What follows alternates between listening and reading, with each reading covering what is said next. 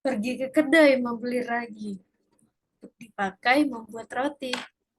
Sebelum presentasi saya mulai, saya ucapkan salam sepenuh hati. Assalamualaikum warahmatullahi wabarakatuh. Perkenalkan, nama saya Nova Novela, mahasiswa Stisipel Raja Haji Tanjung Pinang, program studi administrasi publik, NIM 21101049. Sebelumnya, saya ingin mengucapkan terima kasih kepada Bapak Desren Effendi, Esos, MPM, selaku dosen mata kuliah Kebijakan Publik yang telah memberikan kesempatan kepada saya untuk bisa presentasi mengenai jurnal ini.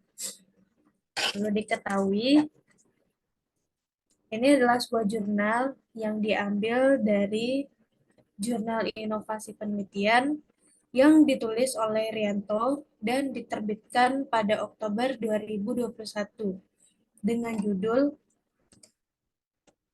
Kebijakan Publik Desa Wisata Solusi Ekonomi Masa Pandemi COVID-19 untuk Mendukung Ekonomi Pertahanan. Baiklah, langsung saja kita mulai presentasinya. Yang pertama yaitu pendahuluan. Sebenarnya, setelah krisis ekonomi pada tahun 1998, Indonesia tuh mengalami beberapa kali krisis lagi loh, yaitu pada tahun 1960 sampai 1965, pada tahun 1997 sampai 1998, pada tahun 2008, dan pada tahun 2013. Namun, krisis-krisis tadi tidak sehebat krisis pada masa pandemi ini. Dampak dari pandemi COVID-19 itu telah memporak-porandakan perekonomian dunia, termasuk Indonesia yang mengalami kontraksi pertumbuhan ekonomi pada tahun 2020 lalu. Kemudian, apa sih dampaknya? Sederhananya seperti ini. Jikalau Indonesia tidak mampu mengatasi dampak permasalahan perekonomian tersebut, maka potensi ancaman pertahanan negara akan semakin kuat. Mengapa begitu? Ekonomi dan pertahanan bisa menjadi dua sisi mata uang yang saling melengkapi. Artinya, pertahanan yang kuat membutuhkan kekuatan ekonomi yang baik. Sebaliknya, kekuatan ekonomi membutuhkan stabilitas keamanan, sehingga keduanya tak bisa dipisahkan. Kemudian pemerintah pastinya memutar otak untuk memikirkan bagaimana caranya mengatasi permasalahan ini. Maka muncullah salah satu program nasional yang digagas pemerintah, yaitu program Desa Wisata, yang diharapkan dapat menjadi efek pengungkit ekonomi, khususnya masyarakat desa. Nah, pada jurnal ini, landasan teorinya menggunakan beberapa tulisan ilmiah terdahulu, diantaranya adalah penelitian yang dilakukan oleh Ervin R. Santika dengan judul artikel Partisipasi Masyarakat dan Pengembangan Desa Wisata Jembrak, Kecamatan Pabelan, Kabupaten Semarang. Kemudian yang kedua yaitu Dina Herdiana yang berjudul Peran Masyarakat dalam Pengembangan Desa Wisata Berbasis Masyarakat. Nah, jurnalnya sendiri menggunakan metode penelitian, yaitu penelitian kualitatif dengan menggunakan pendekatan kepustakaan atau library research.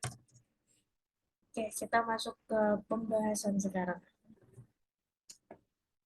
Singkatnya seperti ini, COVID-19 melemahkan ekonomi dan pertahanan. Maka pemerintah memberikan solusi, yaitu berupa desa wisata. Tapi sebelumnya kita harus tahu dulu, apa sih desa wisata itu? Nah, desa wisata merupakan kelompok swadaya dan swakarsa masyarakat yang dalam aktivitas sosialnya berupaya untuk meningkatkan pemahaman kepariwisataan, mewadahi peran dan partisipasi masyarakat dalam pembangunan kepariwisataan di wilayahnya, meningkatkan nilai kepariwisataan, serta memberdayakannya bagi kesejahteraan masyarakat. keikutsertaan dalam mensukseskan pembangunan kepariwisataan. Kemudian, nah, peran dari desa wisata itu sendiri apa sih? Nah, perannya yaitu memberdayakan masyarakat agar berperan langsung dalam upaya meningkatkan kesiapan wisata. Kemudian desa wisata juga mempunyai tujuan. Tujuannya itu meningkatkan posisi dan peran masyarakat sebagai pelaku penting dalam pembangunan kepariwisataan. Dan fungsi dari desa wisata sendiri ialah wadah langsung bagi masyarakat akan adanya potensi wisata. Nah, ekonomi dan pertanian ini kan sama-sama bertujuan untuk mencapai kesejahteraan masyarakat. Kesejahteraan suatu negara itu dapat ditingkatkan melalui pertumbuhan ekonomi yang tinggi. Namun, pemerintah bisa melaksanakan berbagai program yang dapat merangsang pertumbuhan hanya apabila kondisi negara itu aman. Nah, bagaimana caranya agar aman? Yaitu dengan cara pemerintah mewujudkan keamanan nasional. Apa sih keamanan nasional itu? Nah, keamanan nasional itu yaitu suatu kondisi yang menggambarkan terbebasnya negara, masyarakat, dan warga negara dari segala macam bentuk ancaman. Nah, kita sebagai masyarakat juga bisa loh berpartisipasi dalam mewujudkan keamanan nasional, yaitu dengan cara mengetahui pentingnya kesadaran bela negara di dalam masing-masing individu kita. Karena kewajiban bela negara itu tidak hanya dilakukan oleh militer, tapi bisa dilakukan oleh kita juga yang bukan militer seperti kita ini. Utamanya untuk menghadapi ancaman non-militer, seperti ancaman tanpa bersenjata yang mempunyai kemampuan membahayakan atau berimplikasi mengancam kedaulatan negara, keutuhan wilayah negara, dan keselamatan segenap bangsa. Nah, pentingnya kesadaran bela negara ini juga tertuang loh dalam Undang-Undang Dasar 1945 pasal 30 ayat 1, yaitu tiap-tiap warga negara berhak dan wajib ikut serta dalam usaha dan pertahanan keamanan negara. Nah, keamanan nasional dapat terwujud dengan semangat bela negara. Tapi dalam proses pembangunan desa wisata ini tentunya ada berbagai faktor-faktor penghambatnya. Nah, yang pertama itu adalah lemahnya sumber daya manusia. Dalam upaya pengembangan desa wisata sangat mementingkan profesionalisme sumber daya manusia, seperti di dalam pengelolaan investasi. Jika desa wisata yang ada dikelola oleh sumber daya manusia yang rendah, maka tidak menutup kemungkinan bahwa sektor pariwisata akan dikuasai oleh investor dari luar desa yang memiliki sumber daya yang lebih kompeten dan memiliki modal gitu. Untuk itu dibutuhkan agar kita lebih menyiapkan lagi sumber daya manusia lokal yang berkompeten dalam mengelola desa wisata ini. Kemudian faktor penghambat yang kedua yaitu khawatir kegiatan wisata ditakutkan merusak nilai budaya lokal.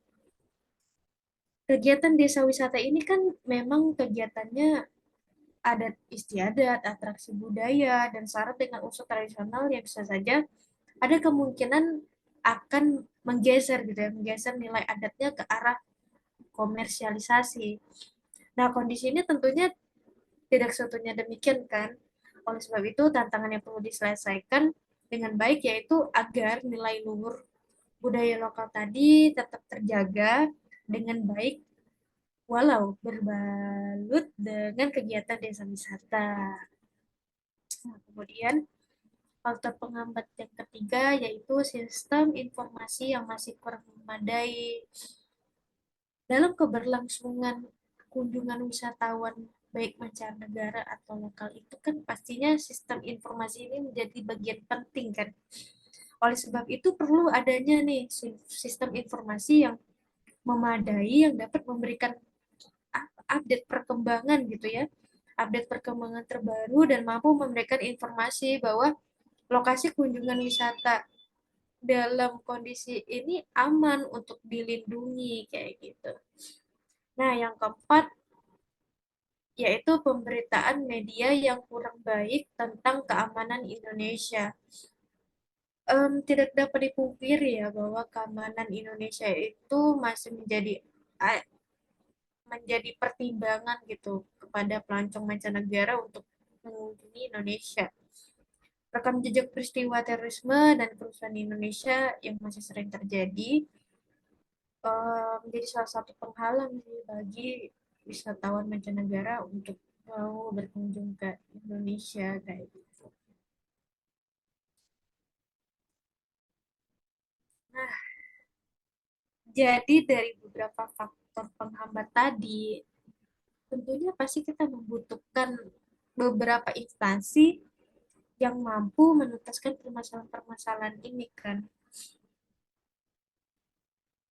Dengan cara yang bagaimana? Dengan cara yaitu yang pertama, membangun networking yang tepat. Dengan penggunaan topologi jaringan kerja atau topologi networking bisa sangat menentukan efektivitas, efisiensi dari pelaksanaan dan implementasi kebijakan. Kemudian yang kedua itu adalah eh,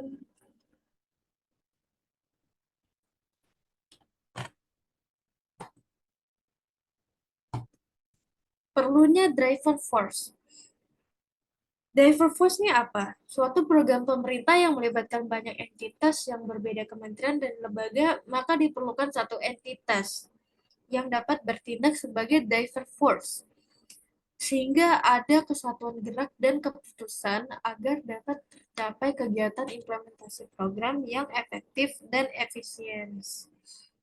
Nah, jadi itu tadi ya yang bisa dilakukan. Nah, kesimpulannya adalah pengembangan desa wisata merupakan bentuk kebijakan pembangunan perdesaan yang mencoba melakukan diversifikasi desa yang selama ini banyak berbasis kepada pertanian gitu. Jadi yang desa wisata itu inilah baru gitu. Jadi selama ini kebanyakan kepada berbasisnya tuh kepada pertanian. Desa wisata dalam pengembangannya itu merupakan proses penggalian potensi yang ada di desa, baik itu berasal dari unsur alam, sosial, budaya masyarakat, atau lainnya.